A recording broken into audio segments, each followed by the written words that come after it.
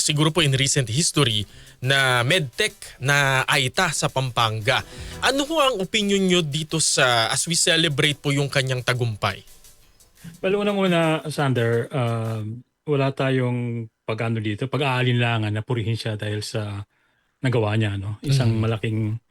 malaking achievement yan na talagang pinagsikapan niyang matapos yung kanyang edukasyon at ngayon nga ay graduate. Ang naging kritisismo namin dito ay hindi pa yung kanyang ah, na-achieve but kundi yung kung paano kinover ng media yung kanyang achievement na yan. Kasi tingin namin while tama lang na ipagbunyi siya, kulang yung naging coverage ng media nung na subaybayan namin sa rights report ito. No? But also keep in mind, Sandra and Angel, na ang rights report, lahat ng human rights issues covered namin yan. Kasama na dito yung issues ng human rights na nakakaapekto sa mga indigenous peoples na katulad ni Roland. Ano. Roland. So, ang ano namin doon, kulang yung pagre-report ng media, masyadong natabunan. In fact, hindi nga halos binanggit yung konteksto ng mga IPs, ng mga AITA. At mas importante pa doon, yung tanong nga namin doon sa report namin, sa aming kritisismo, bakit nyo hindi tinanong kung bakit kauna-unahan siya isang katerbang libo-libo ng medtech sa Pilipinas graduate. But ngayon lang, first time nangyari ito. So malaking tanong yon na dapat sana sinagot. Pero kanina dun sa panayam po namin kay Rolando, siya yung sa medtech pero meron daw pong ibang mga salarangan tulad ng Police, midwife, nurse ang nasa matagumpay na po ang kanilang estado sa ngayon. Ano po masasabi niyo, Sir Carlos? Oh, no doubt ako dyan, no, na marami na naman talagang ibang mga member ng AITA community tsaka ng mga IPs na talaga namang umayos at nag-improve yung buhay nila at graduate. Hindi natin pinagkakaila yun. Ano? Ang hindi lang natin kasi, ang punto lang naman ng kritisismo namin dito ay oportunidad na to na palalimin yung usapin tungkol sa konteksto ni Roland.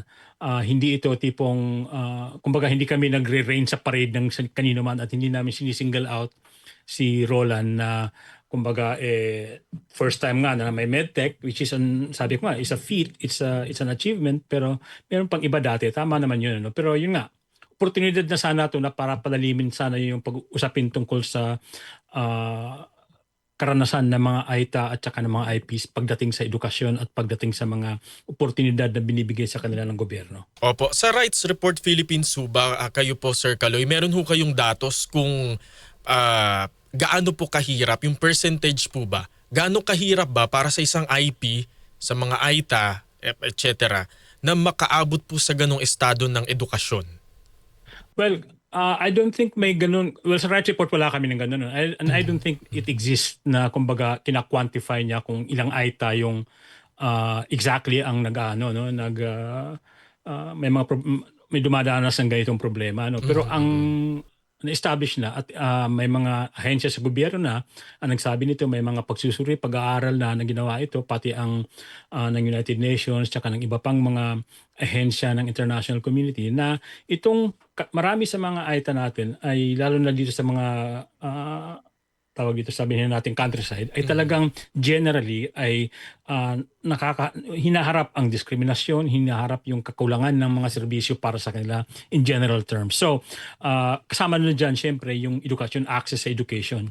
Kasi nga, ang ano natin dito is, ang tinitingnan din natin dito is that marami sa kanila, karamihan sa kanila ay nasa mga liblib na mga lugar na yun ay kanilang karapatan naman nila andun sila. Ang punto pa dito is hindi sila dapat yung nagpupunta sa bayan o sa mga lumuluwas pa para mag-aral, dapat yung ating gobyerno mismo ay gumawa ng paraan para dalhin doon sa kanilang komunidad yung mga educational facilities na to na tingin ko, in fairness, ginagawa naman kaya lang talagang mahirap pa rin. So sa nangyari nga kay Roland, kailangan pa niyang mag-aral sa bayan or pumunta sa mga schools sa urban areas para lang matapos niya yung pag-aaral niya na hindi naman in itself, hindi naman problema. Kaya lang, syempre, nangangailangan ng konting suporta yan. So again, back to your question, Xander, walang eksaktong kung ilang percentage ba sa mga AITA ang hindi nakaka-enjoy fully ng education benefits. Pero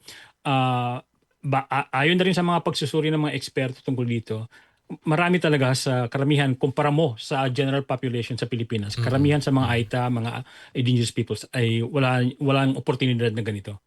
So Sir Carlo, ano po yung mga dapat gawin ng ating ahensya tulad po ng DepEd at saka ng CHED para mas mapalawak yung oportunidad sa ating mga IPs? Well, doon nga binanggit nga namin doon sa aming report na kailangan ang DepEd dito ay medyo mas proactive, ano.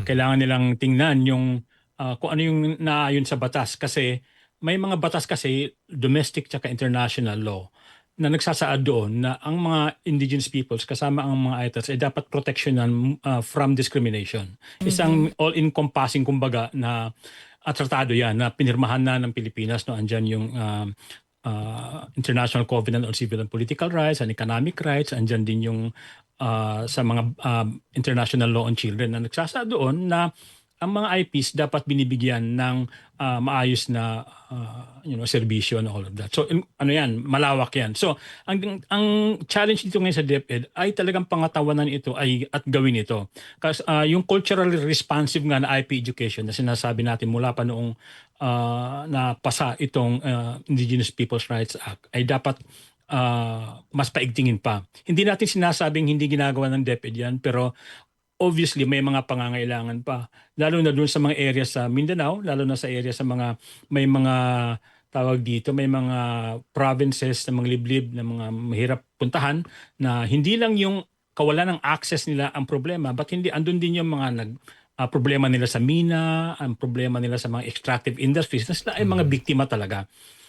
Kung natatandaan nyo, Sander, Angel, no, ilang taon na nakalilipas sa Mindanao, naging issue nga yung lumad schools dati, di ba? So, umabot na sa punto na itong mga IPs ay tinutulungan na sila ng mga NGOs, ng mga makakaliwang grupo, sabi nila, na magbuo ng mga lumad schools, halimbawa sa Mindanao. Pero ang nangyari, sila ay inaatake din mismo, pinagbibintang ang mga komunista, mga NPA, nare-red tag po kapag nasa lumad school. I remember noong 2015, nagpunta ako ng Agusan. Andun yung may pinatay ng mga principal ng mga tsaka mga teachers ng lumad school ng mga paramilitary groups ng identified with the army. So may mga ganong challenges. So ang magagawa ng gobyerno dito ay dapat maging ang DepEd na ang pag-aaral ay isang karapatang pantao at dapat yun ang sundin nila. Pangalawang rekomendasyon ay itong National Commission on Indigenous Peoples ay dapat hindi siya nagpapagamit sa National Security Establishment kasi sila yung minsan ginagamit ng NTF-ELCAC, ito yung nagre-red tag, nanghaharas ng mga grupo para harasin yung mga schools. Dapat dapat lumabas diyan yung NCIP kasi ang dapat pinangangatawanan nila ay yung karapatan ng mga IPs. So, maraming kailangang gawin para ma-improve yung buhay ng mga ITAs. Kasama na dito yung hindi lang access sa education, hindi lang mga serbisyo, but yung protection din para sa kanila na hindi dapat sila pinoproteksyonan, hindi dapat sila yung karapatan nila bina-violate ng kung sino. Andyan bina-violate ng military, ng mga police at even ng mga threat groups na tinatawag nila. No? Dapat ma-monitor din yan kasi in fairness, marami din namang mga pagkakataon na itong halimbawa, itong Communist Party of the Philippines, NPA, ay pinagbibintangan na nangre-recruit dito sa mga IPs na kung mayroong mga paglabag sa karapatang pantao ng IPs, dapat tingnan din yon. Pero mas matindi yung paglabag sa karapatan ng pantao ng mga IPs na kagagawan ng mga nasa poder, nasa gobyerno. Opo. Kanina po binabanggit din po ni Roland na kailangan niya raw pong iwan yung pamilya niya sa bundok para mag-aral nga po sa Kapatagan dahil nandun yung school. Tapos po, tinanong namin, paano ka nag-aral? Sponsored po yata ng kanilang governor. Sabi ko, alangan namang lahat ng, alam niyo po yun, kumbaga, scholar ba lahat ng IP para makapasok sa medtech? Yung ganong sistema po, sir, ano hong mako-comment niyo doon? Well, yun nga yun ang problema doon Kasi kung sabihin na natin na kung hindi siya naging scholar nitong gobernador na to, mararating kaya niya yung narating niya. So malaking tanong yun. Malamang hindi. Hindi naman pwedeng gawing scholar lahat ng IPs. Although again, dahil nga sila ay tinatawag natin protected minorities, dapat merong espesyal na pagtrato sa kanila yung pamahalaan, pati na yung DepEd at saka yung kung sino man. Kasi nga protected minorities itong mga to. No? So, hindi pwedeng i-scholar lahat ng mga yan, pero at the very least, ayusin ng gobyerno or improve yung kanilang access to education, maghanap ng paraan na sila mismo ay napuntahan sila yung mga IPs na to, na hindi na kailangan pumunta pa ng syudad para mag-aral.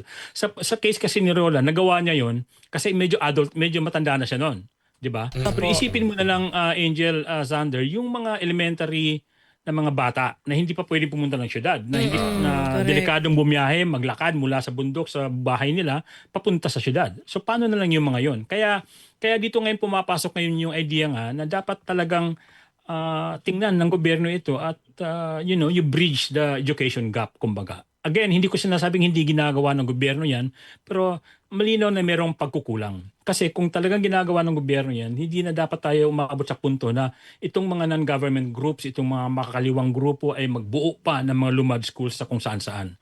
Kasi dapat gobyerno ang gumawa niyan, dapat yung DepEd ang gumawa niyan. Opo. At nabanggit niya rin po na kaya po siya nag-medtech kasi wala raw po silang medtech doon sa kanilang komunidad. Parang kumbaga binabanggit niyo po kanina yung bridging the gap, yung sa edukasyon, mukhang maging sa iba pa hong mga services kagaya po ng kalusugan, hindi rin po na ipagkakaloob sa ating mga IP. Oh yeah, definitely. I mean, isang issue yan, no, na nabanggit nga niya na kaya siya nagme-medtech kasi gusto niya makatulong sa komunidad nila. At dito, again, nagpapakita din na yung kakulangan ng mga serbisyo sa mga AITA at saka IP communities ng gobyerno. Again, hindi naman tama na i-blame natin lahat sa gobyerno na wala silang ginawa. Kasi nga, i-consider mo rin yung kanilang location ng mga IP communities. Ano? Pero by now, given yung kumbaga napapala ng mga mining companies, ng gobyerno mula dito sa mga communities na to, na marami sa kanila ay minimina, ginagawang plantation ng kung ano-ano, dapat na ibalik na sa kanila yung mga fruits ng kanilang ancestral domains. Pero hindi nangyayari yan, bihirang mangyayari yan.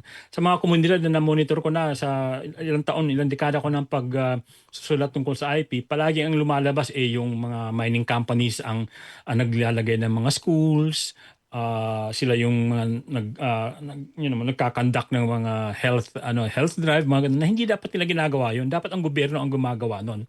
So, may talaga, I mean, itong mga IP communities, they are probably the most vulnerable among the population in terms of health and lack of health and education. So, malinaw yan. So, again, medyo nakakapang na bilib tayo kay Roland na kaya siya nag-medtech ay dahil doon. Pero again, challenge nga ito uli sa DepEd, sa Department of Health, sa National Commission on Indigenous Peoples at sa nasa National Security Establishment na huwag naman nilang pahirapan itong mga komunidad na to para ma-access itong mga ganitong klaseng serbisyo. Opo. Siguro Sir Carlo, last on my part, sa tingin po ninyo paano po makakatulong yung tagumpay ni Roland para po sa pagbabago ng pananaw ng lipunan sa ating mga IPs? Malaking bagay yan, in fact, kung meron mang isa akong nakikitang kumbaga pagbunyi o i-congratulate sa media tungkol dito ay inelevate nila yung nangyari sa kanya into a very inspiring story.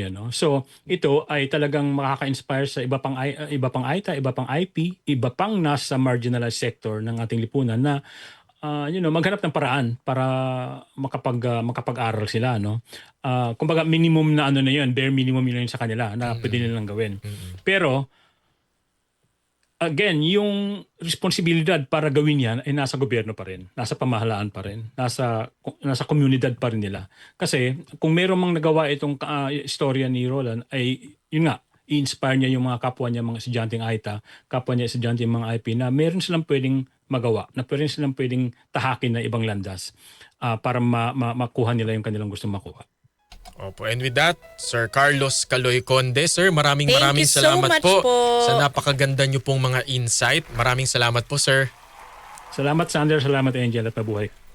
Nakausap po natin ang human rights advocate at editor po ng Rights Report Philippines na si Sir Carlos Caloy Conde.